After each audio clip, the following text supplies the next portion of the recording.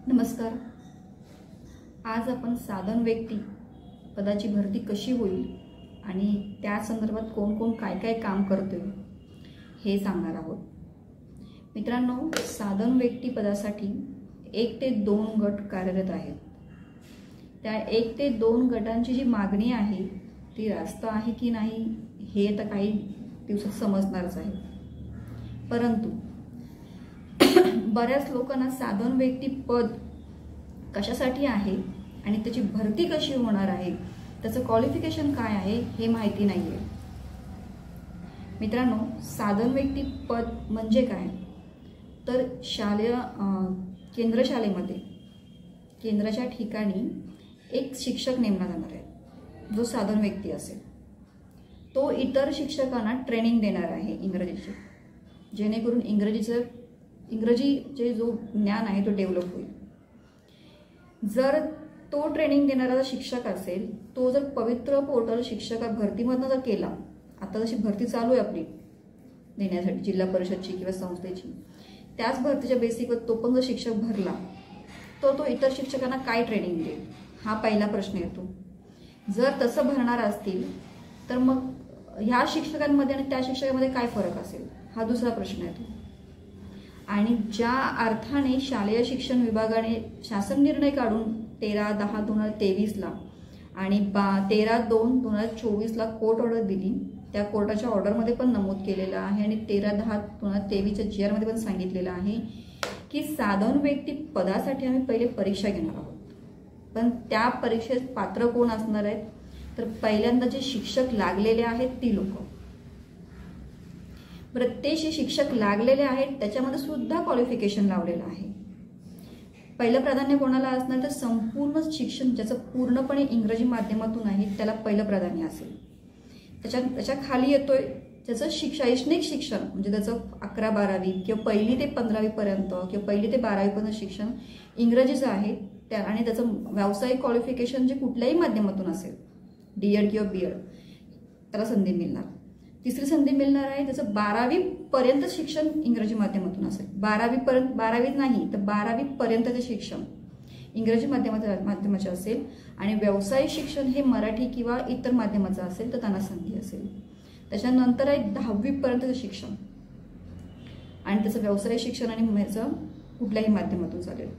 आणि त्याच्यानंतर 5वा गट मोडतो त्याच्यामध्ये की संपूर्ण शिक्षण हे कोणत्याही माध्यमातून चालेल आणि व्यावसायिक शिक्षण हे फक्त इंग्रजी माध्यमातून D.Ed किंवा B.Ed. हे 5 गटासाठी प्राधान्य दिलेलं आहे. आता ह्यासाठी BA MA इंग्लिशवाले प्रयत्न करत आहेत. तर आपण जी मागणी करतोय की साधन व्यक्ती पद तुम्ही तसेही शिक्षण सेवक किंवा शिक्षकांच्या परीक्षा घेऊनच भरणार आहात तर ह्याच्यामध्ये सर्व शिक्षकांना समाविष्ट करून घ्या. जो शिक्षक ह्यासाठी ह्या 5 गटात नाही तर जो शिक्षक म्हणून कार्यरत आहे त्या शिक्षकास त्या परीक्षेत बसण्यास परवानगी देण्यात यावी, ही आपली मागणी आहे. प्रमुख मागणी काय आहे की कुठल्याही माध्यमातून जर एखाद्या शिक्षकाचं शिक्षण झालेलं असेल, मग त्याचं शैक्षणिक आणि व्यावसायिक कुठलंही माध्यम असेल, मराठी असो, हिंदी असो किंवा इंग्रजी असो किंवा इतर कुठलंही असेल, कन्नड वगैरे, तर त्या माध्यमाच्या शिक्षकांना ह्या परीक्षेत बसण्यास संधी द्यावी, ही आपली प्रमुख मागणी आहे साधन व्यक्ती पदासाठी. परंतु एका गटाने मागणी अशी केलेली आहे की ही भरती पवित्र पोर्टल मार्फत करण्यात यावी. मित्रांनो, ह्या पूर्ण भरतीसाठी शिक्षण सेवक किंवा शिक्षक हेच पात्र असणार आहेत. त्याच्यामुळे आपण काय मागणी करतो ह्याचा विचार करा, कारण ह्या जागा 4822 आहेत. आणि हा सर्वात महत्त्वाचा मुद्दा, हा जो गट प्रयत्न करतोय MA इंग्लिश किंवा BA इंग्लिशवाले, ह्या लोकांना ह्याची जाणीव आहे की नाही माहिती नाहीये की आपली जी शिक्षक भरती आहे ही 30,000 पदांची आहे. त्या 30,000 पदांचं आणि या साधन व्यक्ती 4822 पदांचा काहीही संबंध नाही. कारण जेव्हा तुम्ही शिक्षक व्हाल तेव्हा त्या साधन व्यक्ती पदासाठी पात्र असाल. म्हणून आधी 30,000ची भरती कशी पूर्ण होईल यासाठी प्रयत्न प्रत्येकाने करावं, कारण की ही भरती खूप महत्त्वाची आहे. जर तुम्ही शिक्षक झालात तरच तुम्ही साधनसाठी पात्र असाल. पहिले शिक्षक व्हा आणि नंतर बाकीच्या मागण्या करा. पहिले 4822 लोकांनी शिक्षक म्हणून तुम्ही पहिले जॉईन व्हा आणि नंतर तुम्ही त्यासाठी कोणत्याही प्रकारची मागणी करू शकता. तसंच आजच्या घडीला 10% कपात चालू आहे।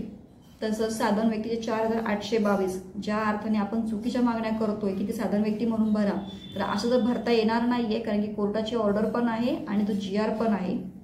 आणि जर कोर्टामध्ये एका ऑर्डरमध्ये तुम्ही तसं जर उल्लेख करून सांगितलं असेल की आम्ही काय शिक्षण सेवक म्हणून त्याच्यामध्ये घेणार आहोत किंवा शिक्षक म्हणून घेणार आहोत त्या परीक्षेसाठी, तर पवित्र पोर्टलमध्ये ते भरू शकत नाहीत, कारण एकदा दिलेलं कोर्ट डिपार्टमेंटने जो काही उत्तर दिलेलं आहे, प्रतिज्ञापत्र सबमिट केलेलं आहे, त्याच्यामध्ये बदल जर केला तर कोर्टाची फसवणूक सुद्धा होते।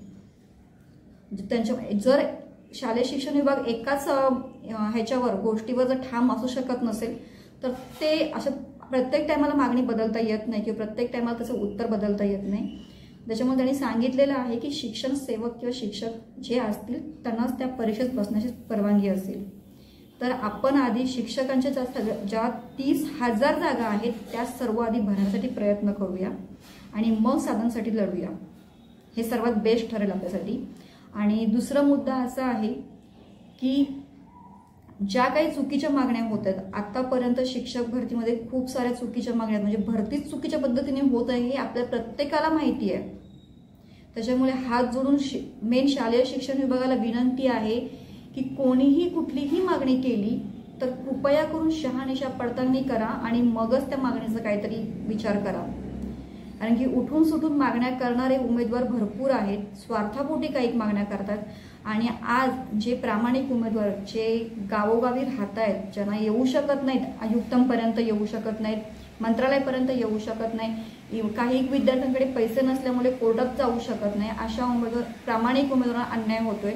त्यासाठी विभागाला जे शालेय शिक्षण विभाग आहे त्यांना विनंती आहे की विचार करून निर्णय घ्या।